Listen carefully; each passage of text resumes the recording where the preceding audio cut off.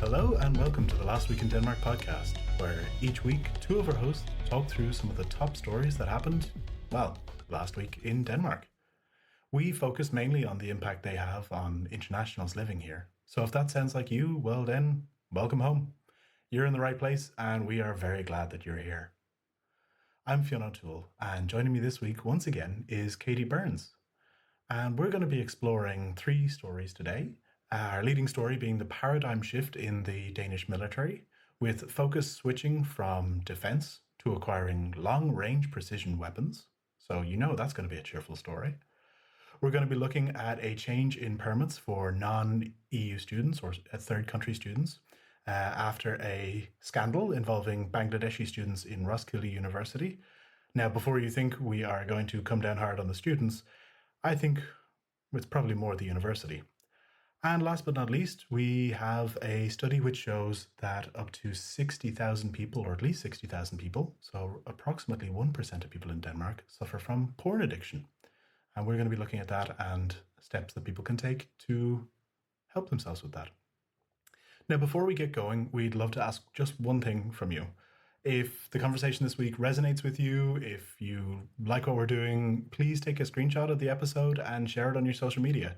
We do this to help internationals in Denmark stay informed and feel connected. So thank you so much in advance for helping us reach more people just like you. Hey, Katie, how's it going? Fionn, good to hear you again. I know, right? It's always good to hear me. I love the sound of my own voice. I didn't say that. I definitely did not say that. Oh, okay. It's fine. Well, it's fine. And that's the energy we're going to take for episode 7 of season 4. It's good to be back. It has been a fun couple of episodes. I've been listening to our co-hosts, including our new co-host Dom, who just recorded her first episode last week. And I think it was really awesome. So we're super happy to have her on board on the team. And yeah, this week we have 3 stories. I think they're 3 pretty different stories.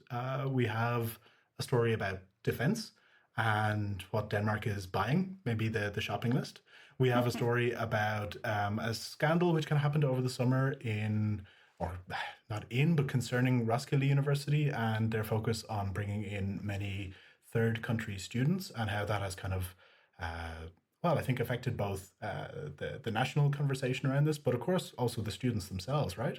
And we're also going to be looking at porn addiction, which is apparently hitting over 1% of the population in Denmark. So should we jump into our first story? Yes, let's do it. Okay, so I was thinking about this. And 2024, what summer did we have? What? What summer? We had Brat Summer. Brat Come Summer? on, I'm the old guy here. We had Brat Summer, right? It was Brat Summer last year. Brat Summer? What does that mean?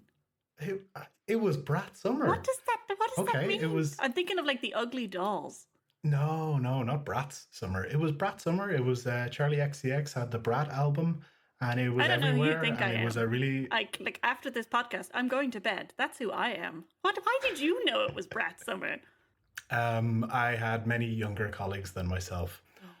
But it was Brat Summer, and that was an attitude that you could take with you throughout the entirety of last summer, if you so wanted. I'm sorry to only be informing you of this now, because clearly is it too late to Brat something. Summer? Should I do it now? What does it entail? Well, I you know what? I think before you go to bed, you should look up Brat Summer, because I'm definitely not the person to explain it. But I do think we're in the market for something for this autumn, and if we had Brat Summer, I think it is long range missile autumn, because I love that is top of the shopping list. Yeah, I know, right?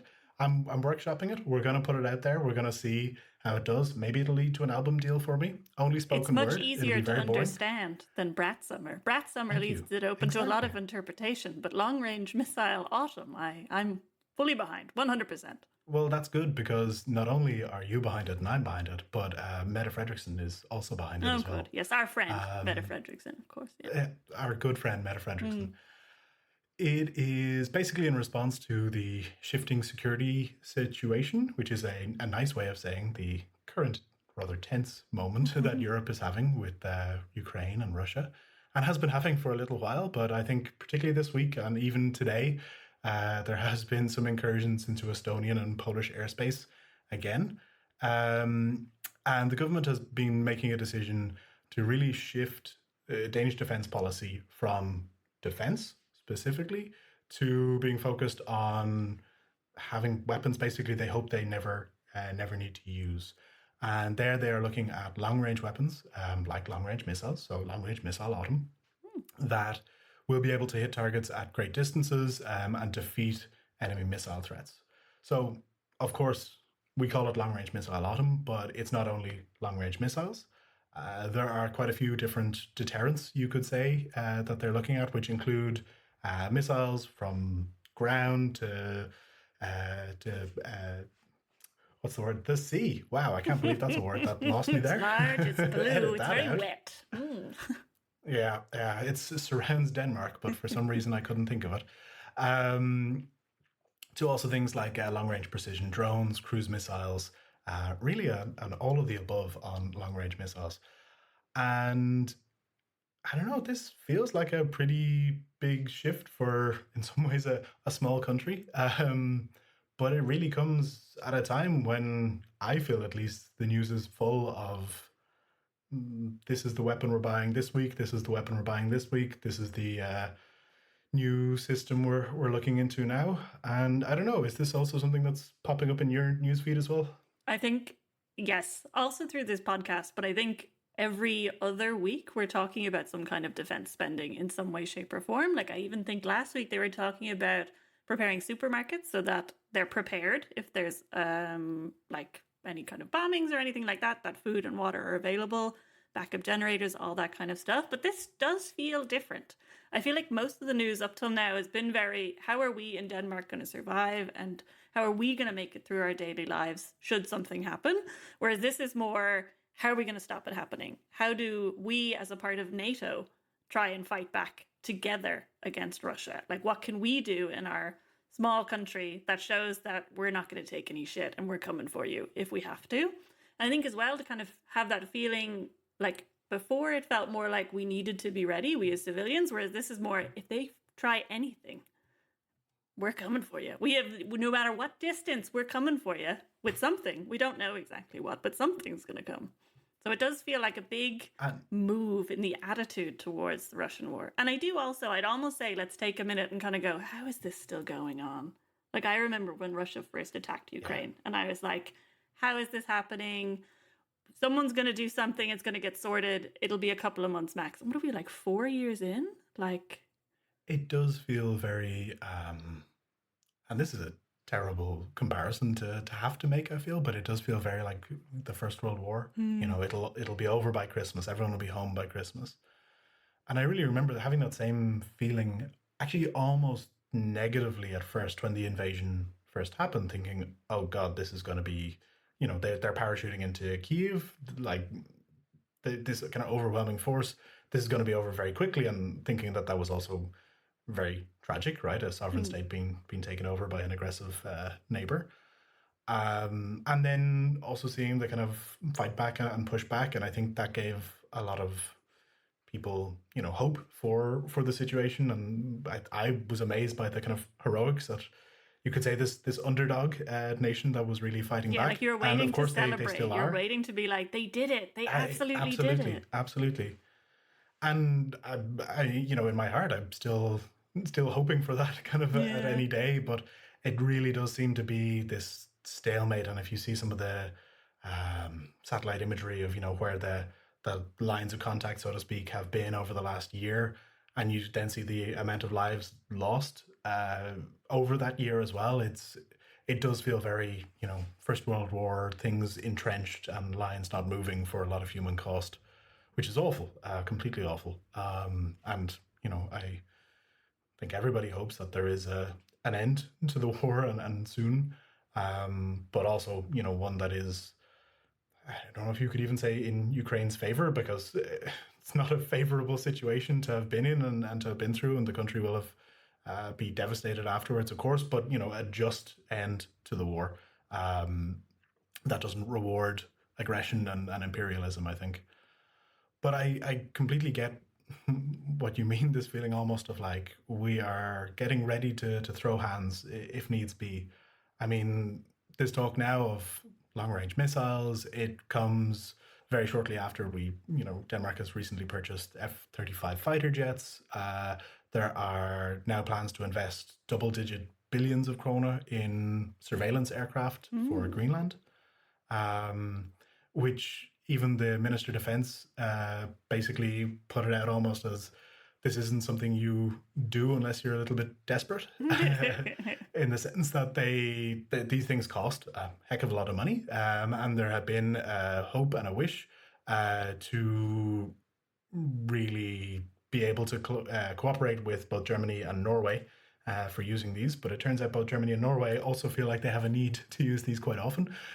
So we couldn't get our turn on them.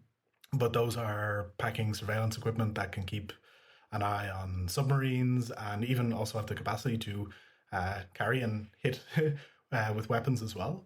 And I also saw that there's even like spy surveillance space satellite being developed jointly by the Danish and Swedish military, which has, in fairness, the coolest name, which is the Bifrost, the rainbow bridge that the Norse gods would use. So cool. It's really cool, right? That's going to make a great movie. I mean, that's just the title. You don't need anything else. I've said many times in this podcast that I understand the need to, defend yourselves and spend this money in terms of rearming. But there's always part of me that is very sad that we have to, right? Because that money could go on so many other things. But I do think, something called Bifrost is just cool enough to justify it, no matter what. And of course, on top of all of this, we now have the largest ever military exercises being held on Greenland, basically with the Danish army and some allies testing and strengthening their ability to defend Greenland. So it does really feel like the kind of waiting for an incursion is there, and the preparation to deal with it if it happens is being put in place. The Greenland move is also, to me, kind of saying, like, I think I have the privilege, obviously, to kind of push the whole thing to the back of my mind, and I become aware when something pops up on social media or we're talking about it on the podcast.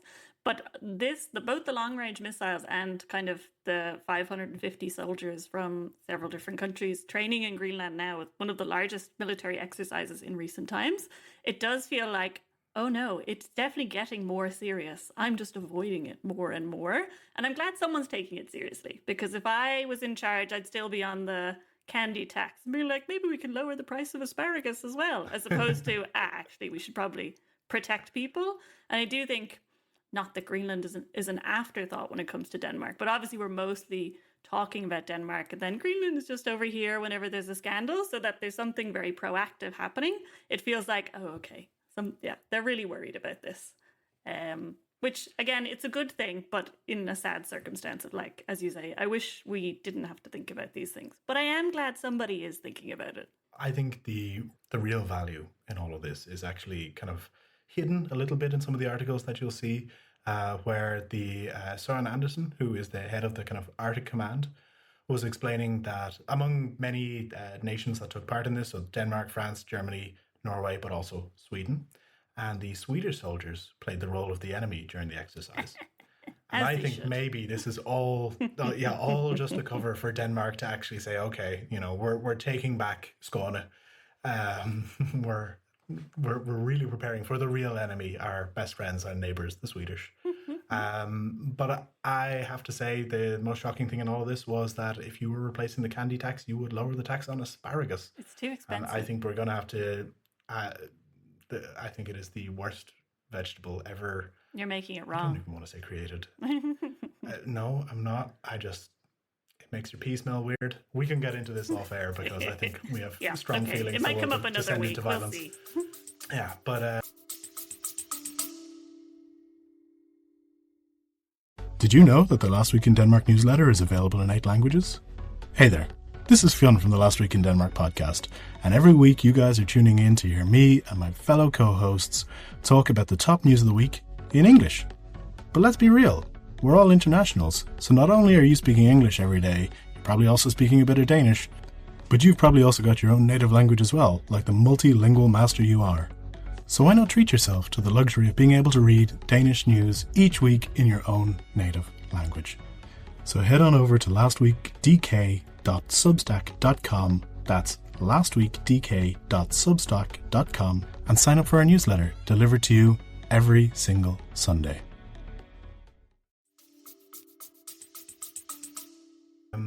Maybe if we move from that scandal on to another one that has been in the news this week, that has been the problem, as it's seen by some members of the government or people in political parties about the numbers of Bangladeshi students specifically who have been attending certain courses, certain master's programs in Roskilde University. And this essentially, from what I can understand, Louise Ratz, writing in Berlingske, was talking about how Roskilde University had a bit of a financial deficit in the double-digit millions back in 2022, and they came up with a plan. And that plan involved getting students from third countries, specifically, or in this case specifically anyway, Bangladesh, who need to pay for their education, and using that essentially to plug some holes in the coffers. And this has made some members of certain political parties rather unhappy, Katie. Shocking that people would be upset. Truly shocking. Yeah. There is, I would say it's primarily something that has been talked about by the conservative parties in the Folketing. And it's not new in the sense that this story kind of broke in many ways back in July, I believe it was, where this was kind of revealed, so to speak, or it was kind of being, attacks were being made on from one politician to another towards ministers and everything like that.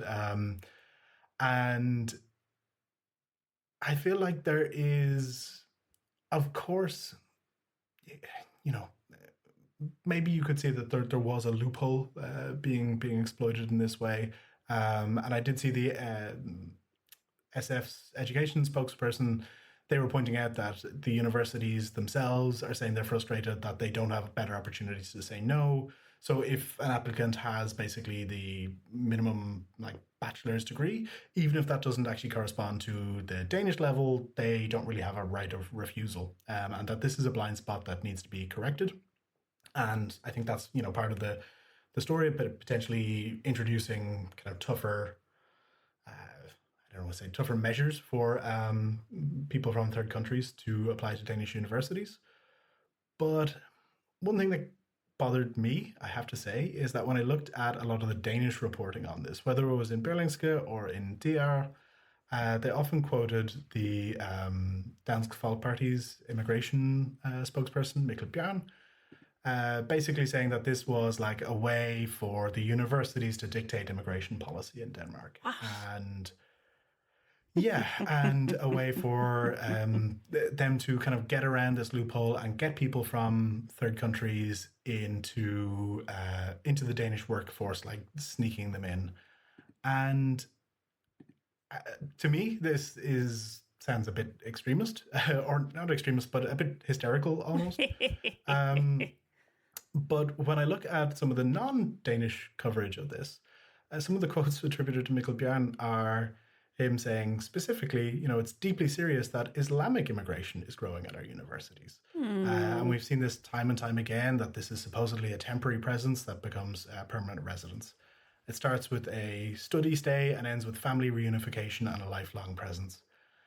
And this is maybe my problem, right, with this story, that students who have come here completely legally, but because they're from a Muslim majority country, are being targeted in a way that I don't feel like I would have been if I came to a Danish university, right, as a fellow European. Yeah, I mean, they say like a third country or a non-EU country, but there's very specific non-EU countries that they seem to have a problem with.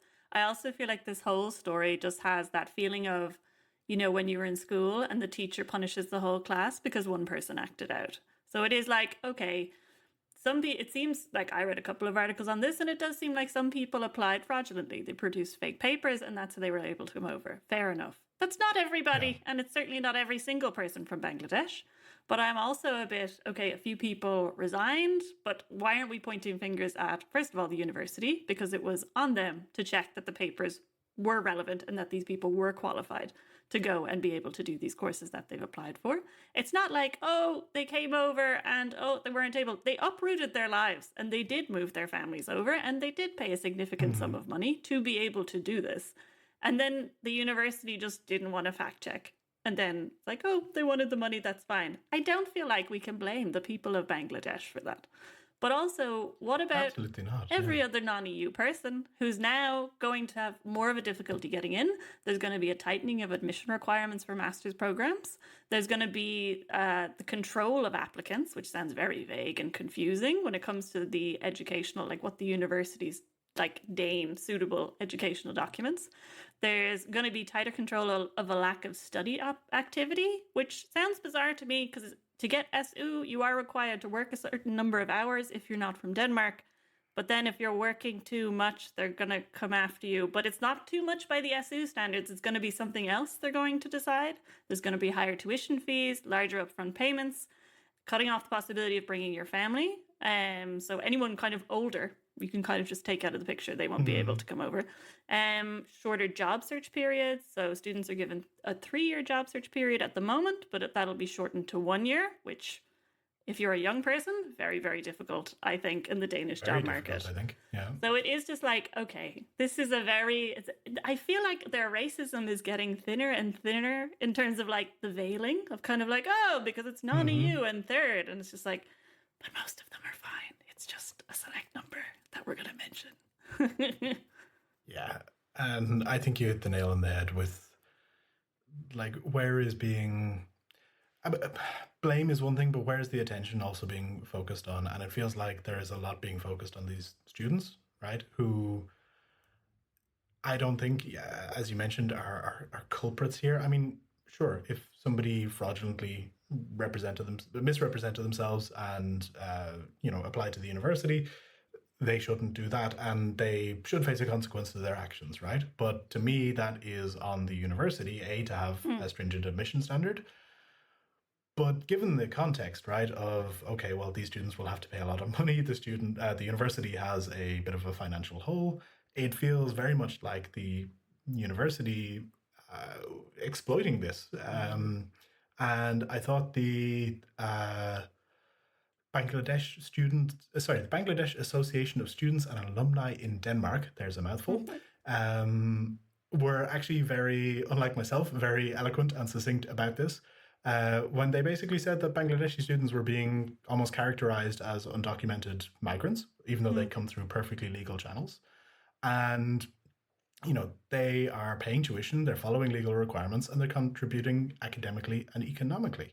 And I think the thing you touched on as well, the key thing is that access to the labor market is a really standard feature in international student policies globally. This isn't some loophole that some evil students have figured out in Denmark, because in countries that have, and again, I'm quoting them, limited scholarship opportunities, part-time work is often essential not only for the financial survival, but also for integration and professional growth. It's not a loophole. This is a natural and expected part of the international education experience. And exactly that. So I think essentially you have some students who are being scapegoated, and sure, I think that chair of the university did resign over this, but the whole rhetoric coming in from a lot of politicians, I think is really targeting absolutely the wrong people. And instead of seeing this as an issue around, I don't know if you want to say academic corruption or, lax standards or, universities focusing on the wrong things, it is being treated as kind of like a immigration dog whistle scare tactic once again in Denmark, which probably doesn't surprise anybody who follows stories about immigration politics in Denmark. No, I feel it's just a kind of like a deep, heavy sigh of just, Denmark, you're better than this. Come on. But they're not, so. Yeah. Well, on that happy note, we're going to talk pornography. Woo! Well, hold your woos, because it's less of a fun, joke-filled pornography section and maybe a little bit more of a depressing talk about pornography addiction. And that is, well, we're not just talking about porn addiction for no reason. There has been some studies and, of course, some programs looking at this issue in Denmark, which is estimated to affect at least 60,000 people, or which would be around 1% of the population. And I have to say, that number both surprised me in how big it is, and then I thought, well, actually, I'm not surprised by that at all. I'm surprised it's not higher. I mean, I think it's difficult, and I think it talks about this in the article in the newsletter, that like it's something that are so many people coming forward. Would people openly say, yes, I feel addicted to porn, or even say that they watch porn? So I kind of expected it to be a bit higher as well, because it's being brought to the attention of like coming into the press and being talked about on a podcast. I also did a quick search just to see what is that compared to like the US. And in the US, they think 7% of the population. So obviously significantly more people have a porn addiction. So in a way, I kind of expected it to be higher. And I think as well, social media addiction is something that seems to be coming up more and more, and kind of considering, you know, we call it doom scrolling kind of lightheartedly, but is there an addiction there, particularly amongst young people? And is porn so different in the sense that we can immediately access it, you can get gratification from it, and I presume, like everything, the more gratification you get from it, the longer you have to work at it to find ways to get the same stimuli, things like that. Yeah, I think that link basically between porn addiction and general digital addiction, I think, is a really interesting one. And it is something that was kind of referenced in a number of the articles that I was looking at here. And it is that instant dopamine hit, essentially, that, you know, we all basically have the internet in our pocket now. And so you're never more than a few taps away from accessing pornography if you want to, right? And maybe you need a little bit of privacy to do that as well. I hope whoever it is it depends on the taking a little bit of privacy to do it as well. Yeah. But one of the kind of surprising things that, you know, porn addiction is not actually always accompanied by masturbation. It's often just about finding new stimuli. And just like social media, it is that dopamine hit that people are kind of chasing. And it is incredibly easy to access it, as it is incredibly easy to access social media when you have literally a little bar of the internet in your pocket at pretty much all times.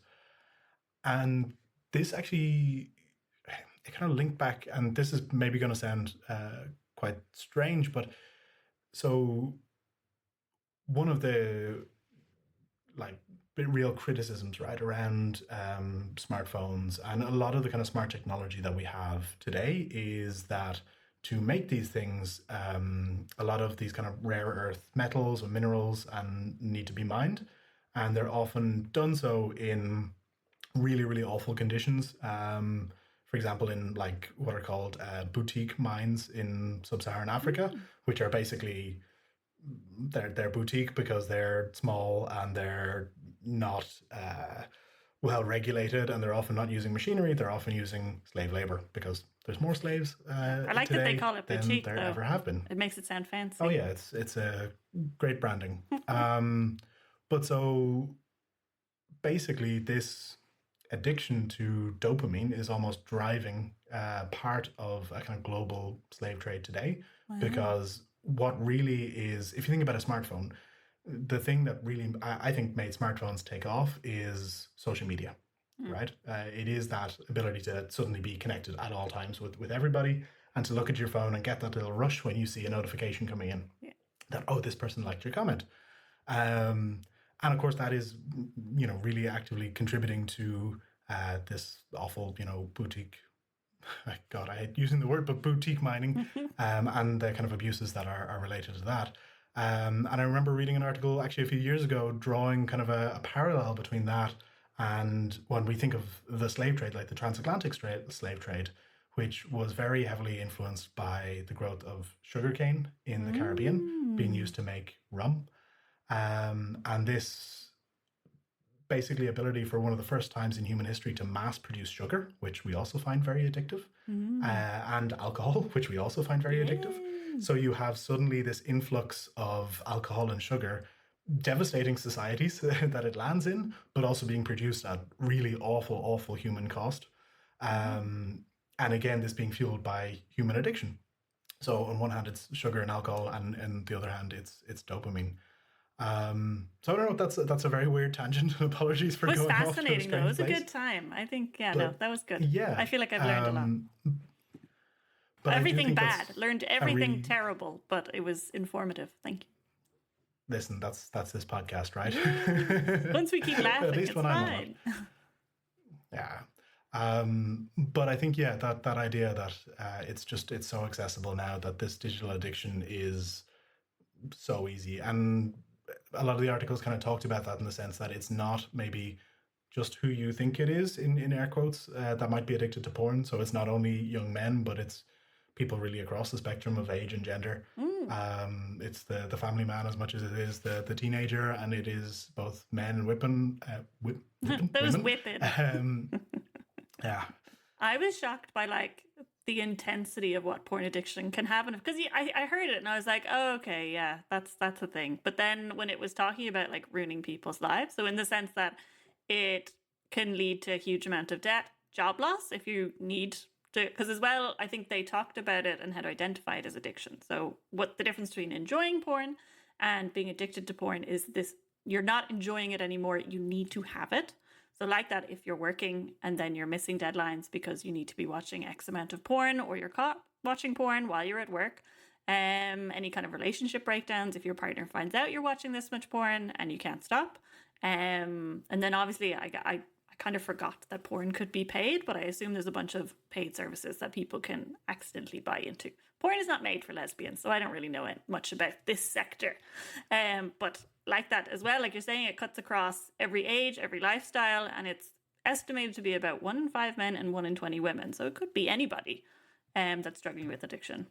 And then they're talking about the different kinds of treatment. But it seems, I wonder, will it all come together, as you say, in that kind of digital addiction? But Yeah. It's good to see a conversation about it. It absolutely is. And I think, yeah, the treatment options being there, I think is very positive. But of course, the challenge, I think, with any addiction and people coming forward, they always say the first step is admitting it, right? And I think there is maybe extra shame and stigma around pornography addiction, because a lot of people would, well, I think there's a lot of people who would find pornography and using pornography to have a stigma around it and to be something that is shameful. But I think there's also probably plenty of people who don't find it shameful, but still don't like to talk about their porn usage out in the open so much, or like wouldn't consider talking about that with their doctor. Like they may consider, oh, I'm struggling with my weight because I'm eating too much and I'm struggling to stop that.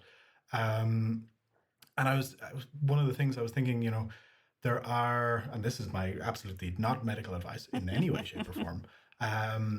But if one of the things is this kind of digital addiction and that ease of access, it just reminded me, I actually use this app on my phone, and not for porn addiction, but because I'm the most scatterbrained person in the world, and I really need to focus when I'm focusing on something. So for all of my working day, this app just lets me block. I can pick a bunch of different apps and all the kind of social media or news ones. I just block them all, so I'm not getting notifications. I can't access them. I can't, just by instinct pull my phone out of my pocket, because we're all addicted to our phones, and try and check the news or anything. And I know a lot of those apps also have options where you can turn off kind of not safe for work access as well. I'm not sure how they do that, but they have some sort of option there anyway. So I don't know. I think I would hope at least more things like that maybe help people in some way recognize the issue, right? That like, oh, let me try this. Oh, I can't go without it. And spark a conversation with their kind of medical practitioners about, actually getting proper treatment, rather than just what some guy said on a podcast about, blocking apps. Yeah, they didn't actually mention blocking apps, but I think that would be a good start. I tried something like that once upon a time. I turned off my phone when I got into work, and I still picked up the phone like 7 times, even though I knew it was off. It was such an instinctual check of things. Or like, I'll go through phases of deleting my social media, but I still pick it up and go to like the spot where the icon used to be. And I'm just like, this is terrible. What are the children of today? I think the scariest thing is when you know your phone is off and you still feel it vibrate in your pocket. Yeah. That's the, yeah. Well, on that note, that's all we have time for this week. We hope you have enjoyed listening to us talk about long-range missile autumn. You heard it here first, but I guarantee you won't hear it here last. You've heard us talk about universities exploiting third country students and politicians maybe focusing on the wrong things as part of that story. At least that's my and I think our opinion today. And of course, you've heard about porn addiction, from treatment options to cobalt mining to rum production in the Caribbean in the 1700s. Yeah. So I think that's pretty, we can say that was a pretty tight, focused podcast. We definitely stayed on topic. Absolutely. We also managed to talk about porn addiction for probably a solid 10 minutes without saying put the dick in addiction. So we did a great job. I think we can clap ourselves in the back there. Really took the higher ground. Maybe ruined it a little bit just in the last few moments, but well, we're not perfect. No. No, but if you did enjoy this week's podcast, we'd love for you to share the episode with a friend, maybe particularly somebody who doesn't know Last Week in Denmark already. Help them stay informed. Of course, direct them to the newsletter, but rate us on the podcast app, share it, give us a like, give us a thumbs up on YouTube, subscribe, all of the above things you probably heard every creator say in your life. But we mean it sincerely and with love. We mean it. Absolutely. We might send you a gift, maybe. Yeah. Legally, we have to say we won't send you a gift. We could, maybe. We are capable. We're getting into legal trouble. Oh God, we'll just end it there. End it here. But thank you so much for listening, and we look forward to talking with you again very soon. Bye.